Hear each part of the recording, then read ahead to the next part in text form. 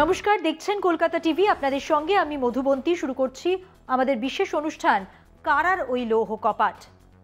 চীন থেকে টাকা এসেছিল বলে ইডি কর্তারা জানিয়েছিলেন সেই টাকা পেয়েছিলেন নিউজ ক্লিকের সম্পাদক মালিক প্রবীর পুরকায়স্থ। তাই তিনি আপাতত জেলে। প্রথমত, চীনের টাকা এদেশে আসা বারণ এরকম কোনো নিয়ম নেই। এদেশের সঙ্গে এখনও চীনের বাণিজ্যে কোনো নিষেধাজ্ঞা নেই। যে কোনো সময় ফ্যান্সি মার্কেট, ধর্মতলার ফুটপাত বা বাগড়ি মার্কেট গেলেই বুঝতে পারবেন।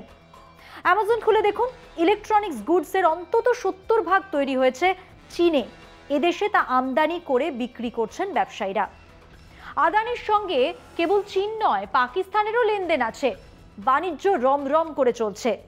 চীন থেকে ভারতের আমদানি 2020 সালে চীন থেকে আমদানি ছিল রেকর্ড উচ্চ $97.5 বিলিয়ন। গুরুত্বপূর্ণভাবে এটা আগের বছরের তুলনায় 30% বেড়েছে। যা আমদানি করা হয়েছে তার মধ্যে আছে ইলেকট্রনিক্স, যন্ত্রপাতি, রাসায়নিক এবং টেক্সটাইল। আর চীনে কত টাকার মাল আমরা পাঠাই?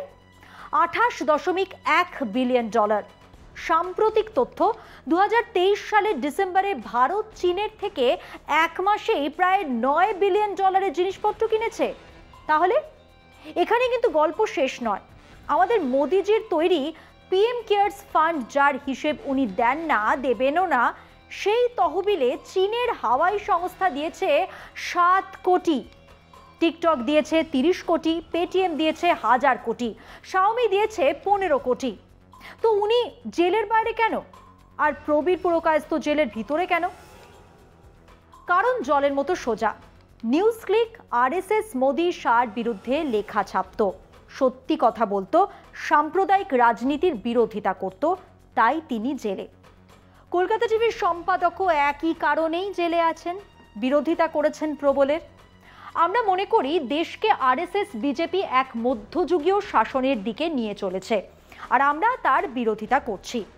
তাই আমাদের অফিসে রেড হচ্ছে, সাংবাদিকদের ভয় দেখানো হচ্ছে, সম্পাদককে জেলে পোরা হয়েছে এক জেল খাটা আসামির অভিযোগের ভিত্তিতে।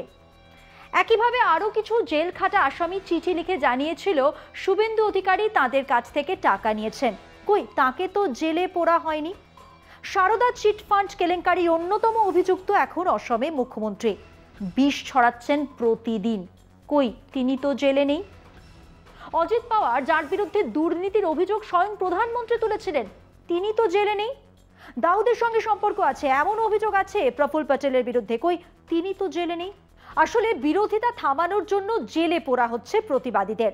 তাই আমরা সুবিচার চাইছি। তাই আমরা বলছি, we demand justice for Kolkata TV, justice for Kaustubh Roy. আজ এ পর্যন্তই। দেখতে থাকুন কলকাতা টিভি, রাত দিন 7 দিন।